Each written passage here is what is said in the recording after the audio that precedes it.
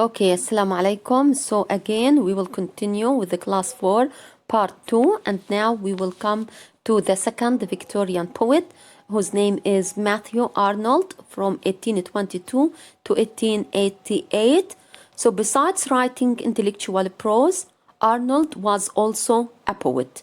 Although he advocated the high seriousness of the classical models in poetry and distrusted the personal and reflective qualities, he did not always practice what he preached. Dover Beach is close in mood to the romantic spirit in both qualities, in the personal and reflective qualities. So besides okay, so let's look at Dover Beach, okay, which was written in 1867.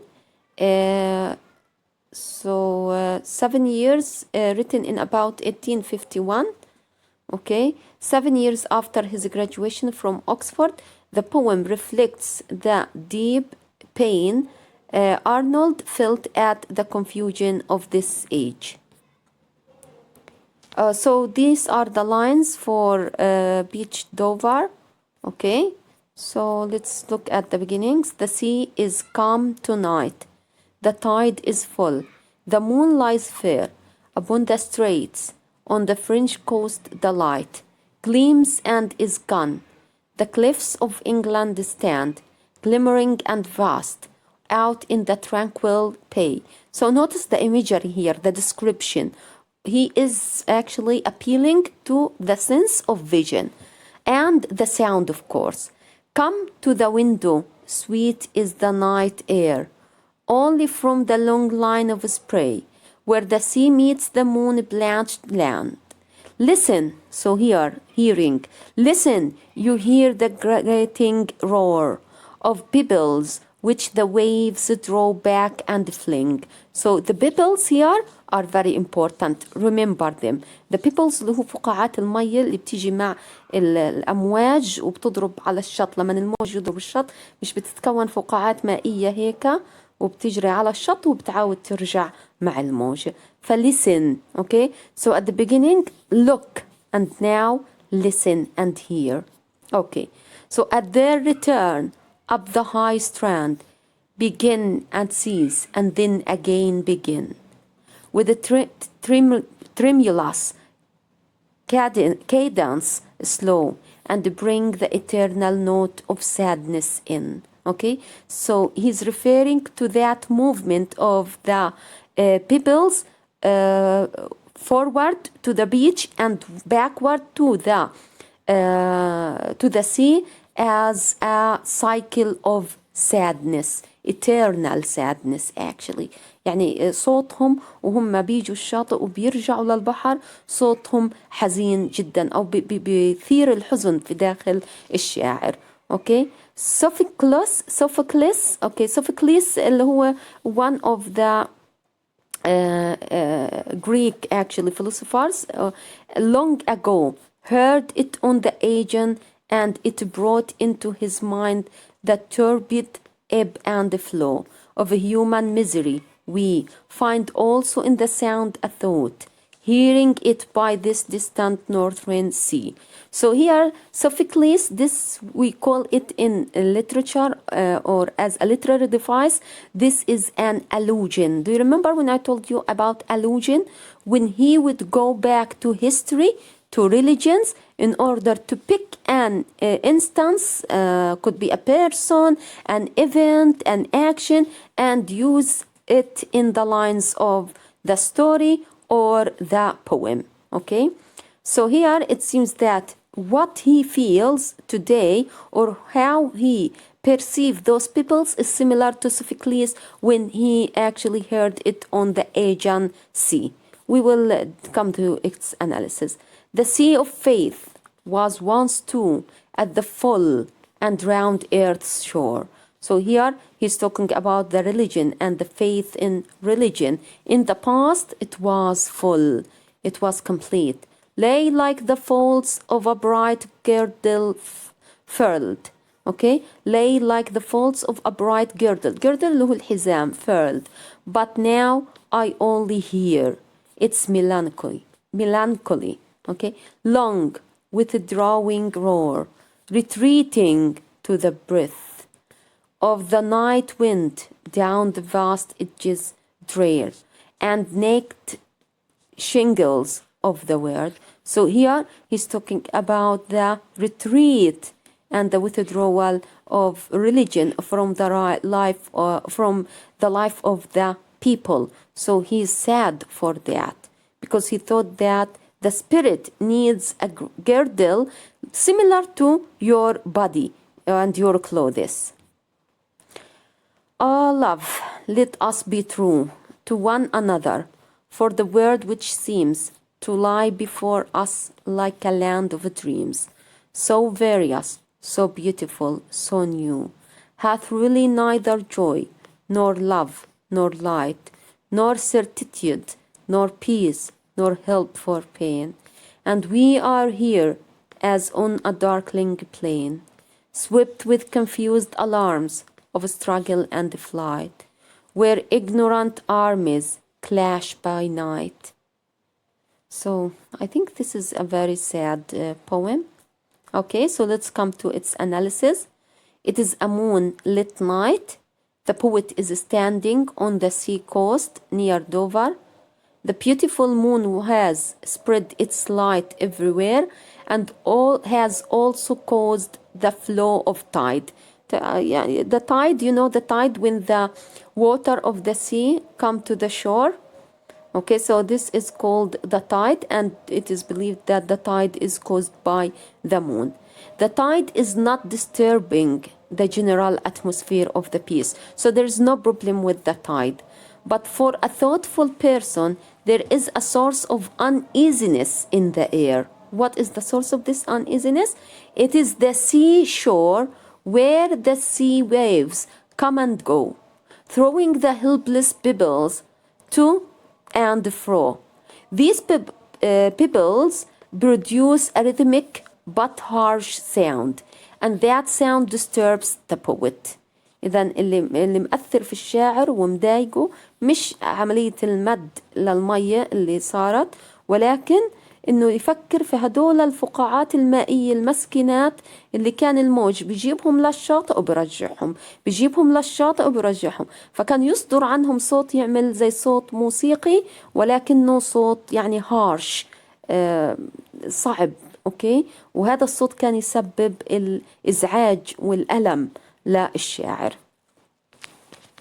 The wave and the pebbles remind the poet of Sophocles, the great Greek tragedian. Tragedian, it means that he used to write about tragedies. So they are usually philosophers writing about tragedies, about bad events in life. He knew the agency, and he had seen the waves and the pebbles as the image of a human life caught in the recurring ebb and the flow of sorrows. إذا سوفوكليس كمان كتب في التراجيديا تبعته عن لما وقف أمام بحر إيجا وشاف الأمواج والفقاعات المائية اللي بتجيبها المية، تخيلها على الشاطئ وبتردها على الشاطئ وبتردها، تخيلها وكأنها حياة الإنسان، يعني ما بين جزر ebb and flow of sorrow، ما بين جزر ومد من الأحزان. فكأنه إحنا هاي الفقاعات المائية حياتنا ما بين المد والجزر، مد وجزر. طبعا عملية المد والجزر هذه هي عبارة عن الأحزان اللي بتمر علينا. For Arnold now they mean the same thing which they had meant to Sophocles. The times of Arnold are suffering from the ebb of religion اللي هو انحصار الدين. أوكي، أو الجزر، الانحصار الديني. Just as a man needs a girdle around his waist to keep his body straight, in the same manner he needs a girdle of religion to keep his spiritual life strong. Okay, but unfortunately people have thrown away the girdle of religion and have permitted the doubts to seep into their minds. إذن هو كان بيعتبر الدين وكأنه حزام أمان يحمي الإنسان ويتركه قويا. فتراجع الناس عن الدين وعن الإيمان بالدين معنى هيك إنه هذا الحزام الحامي إلهم من الناحية النفسية والروحانية قد فقد. Arnold ends his poem by saying that in such a tragic situation there is only one place where a person can get peace of mind. That place is our faith in those whom we love. مدام الناس مش راضية تآمن بالدين ومدام العالم كله في انقلابات بالنسبة للvalues فما فيش إلنا إلا نآمن في الناس اللي إحنا بنحبهم. The world has beauty and joy, but in this spiritual crisis cannot help. صحيح إنه العالم في أشياء جميلة اللي هي nature وفي happiness، أوكي، إلا إنه بوجود هذه الأزمة الروحانية لا يمكن لهذا الجمال أن يساعدنا. The world is full of people divided into groups following different ideologies. The trouble is that these people have not understood the principles which they claim to follow. They are like a big ignorant crowd thinking that darkness is light.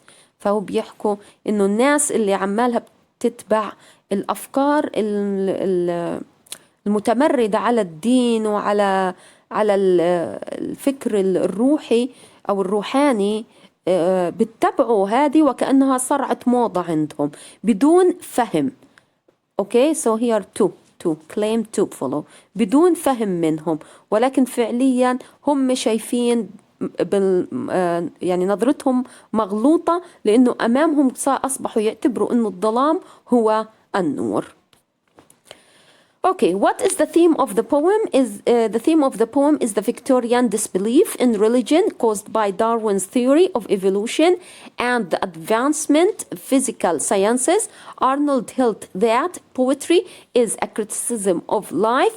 In this poem, he is criticizing the Victorian society for its lack of faith. He suggests love as a remedy for the disturbance created by doubt in the Victorian age, and not specifically the Bible. حتى لو ما بتكونش تحبوا الإنجيل أو كتاب الدين اللي عندكم, okay, but still love is the solution. Love is one thought in the collection of the best thought in the world, which according to Arnold is culture. Thus, his mentioning of love word as a remedy lifts this poem to a universal place. Okay, so that was the idea that I told you at the beginning. If you don't believe in a God, if you don't believe in religion, that doesn't mean that you have just to fall apart. No, love the humanity, love the people that you are with, and love this world, and then this place will be like acceptable place. But without this love and without the spirit. Okay, so coming to the end of the theme of the poem, we will now move to the last Victorian poet. His name is Thomas Hardy. From 1840 up to 1928. He was an English novelist and poet, a Victorian realist in the tradition of George Eliot. He was influenced both in his novels and in his poetry by Romanticism, including the poetry of William Wordsworth. Hardy had a pessimist view on life and love. And today we will be looking at the Darkling thrush, one of his poems. The Darkling thrush on the 1900 was written on the eve of the turn of the century, December the 31st, 1899. So it was like an elegy, but a kind of elegy, but this time you are not lamenting actually the death of a person, but the century itself. The poem is simple and has a conventional stanza form. The speaker out alone in the cold countryside and is feeling as dismal as his surroundings when suddenly he hears a thrush break into song.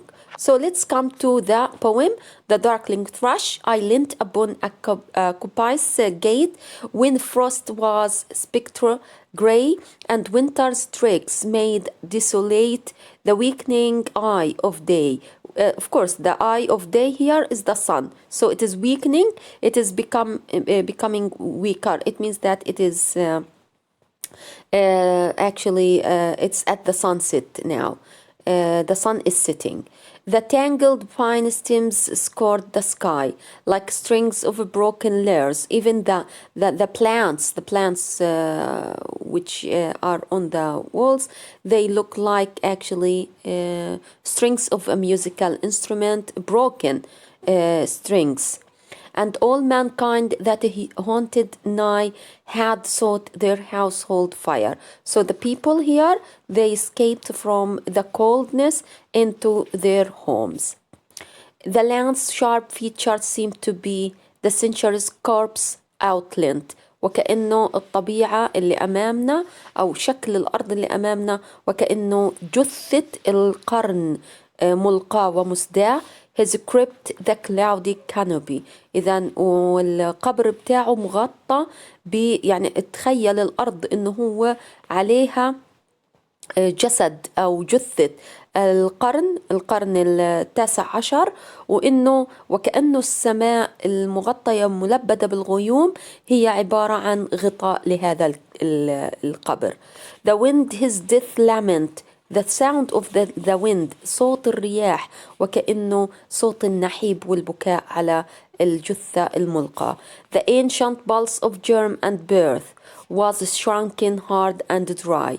إذا the normal processes in this life of pregnancy and giving birth stopped or slowed down because of this cold night. And every spirit upon earth seemed fervorless as I. So everything on this earth was silent, gloomy, sad, and distant. At once, so despite all of these actually pessimistic and sad views and sad thoughts that the poet had, at once a voice arose among the bleak twigs overhead in a full-hearted even song. So the song, as if that it was coming out of the heart, of joy unlimited, full of happiness, يعني extreme happiness. An aged thrush, frail, gaunt and small, in a plast beruffled,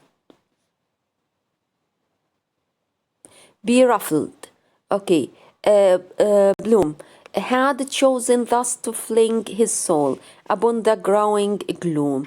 إذا في عنا طائر بدأ بالغناء ولما اطلع عليه سمع صوت الأغنية مليانة بالسعادة والفرح وكأنها من داخل قلبه يعني بتعبر عن سعادة شديدة. تعجب الشاعر ونظر فإذا هو عصفور كبير في السن، ضعيف، صغير الحجم، مبعثر الريش بسبب العواصف التي ضربته، ولكنه اختار إنه to start singing on that gloomy night. So little cause for carolings، يعني ما فيش أسباب للسعادة of such ecstatic sound، ولا سبب لهذا الصوت السعيد جدا. So it seems that our poet is ironic and he doesn't feel happy. He didn't feel happy when he heard the song. Unlike William Wordsworth, when he heard the nightingale, he felt happy. Okay, so here the song of the thrush didn't break the sorrow and the sadness of our poet and didn't change his mood.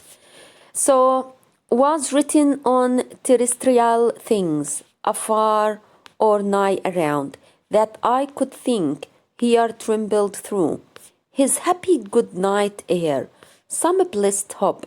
So the poet is saying maybe there is a reason for this thrush to be happy and to have hope inside his heart. Maybe there is something that I don't know. There is a blessing coming to this world, the thrush knows about, and I don't know. That's why he say, and I was unaware. So let's come to the analysis. So this poem is written on December the 31st of the night of the year 1900. The 19th century was coming to an end. In fact, the century had already ended, and its dead body could be seen in the sharp features of the land on which the poet's eyes fell. حكينا عنها أنه تخيل الأرض بمعالمها يعني شديدة الصعوبة بسبب البرودة والصقيع وكأنها جسد أو جثة القرن. The cloudy canopy which hung over the earth could be إذا السماء بنجومها والسماء اللي هي معتمة بالغيوم could be regarded as the tomb in which the dead body of the century would be buried. The sound of the wind which was blowing at that time could be regarded as the sound of mourning over the death of the century.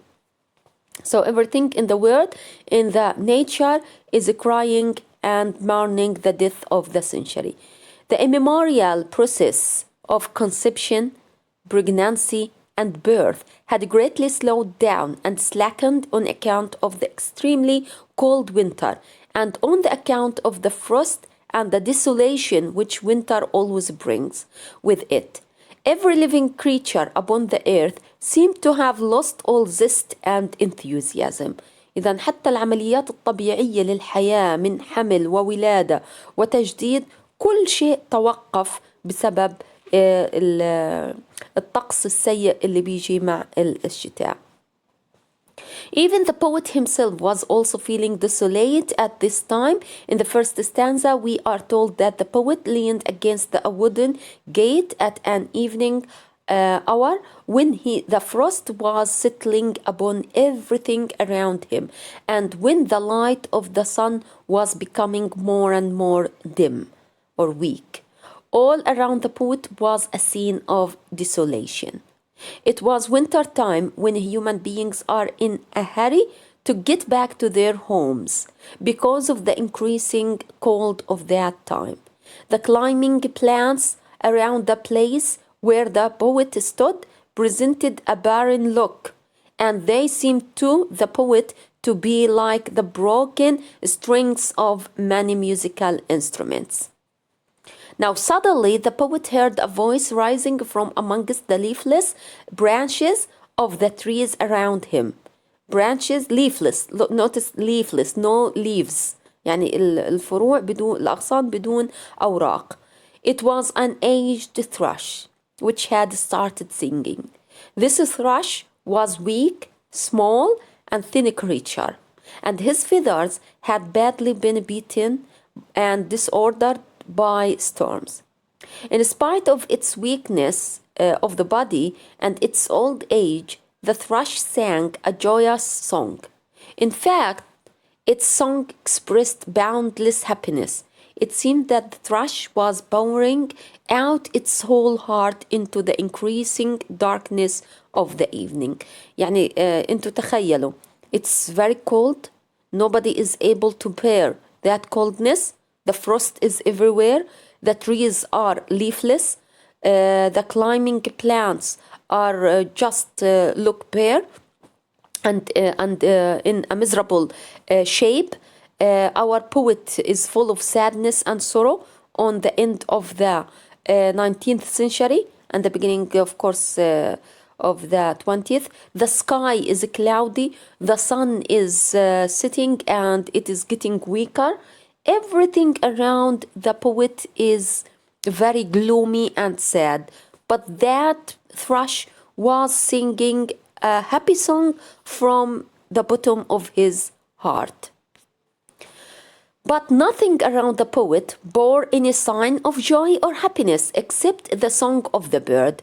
There was nothing on the earth which could have provided any basis for the thrush to sing a song of joy. The poet wondered what it was that made the thrush so happy. There must have been in the thrush's heart some hope of some good fortune about which the poet had no knowledge at all. Okay, so what is the irony in the poem, The Darkling Thrush? Definitely, the irony is related to the existence and the song of the thrush in that horrible and miserable view. So the irony throughout the poem lies in the fact that the thrush is hopeful for no reason. The speaker realizes that there is no reason for the thrush to be joyful in the desolate environment and doesn't share the same feelings as the bird. So even if the bird was happy, our poet didn't change mood. What are the poets feeling at the end of the poem, The Darkling Thrush, especially after hearing the song, the happy song of the thrush? Did he feel happy? In the end, the persona of the poet has no hope. He only observes with a touch of irony that the thrush seems to have hope. The entire poem sustains an image of desolation. Even the song of Joy Illimited doesn't relieve the poet's depression. So, but however, the little thrush can be seen here as a symbol of hope in such a bleak moment. Okay, that's the end of our class 4. Thank you very much and see you in the discussion class.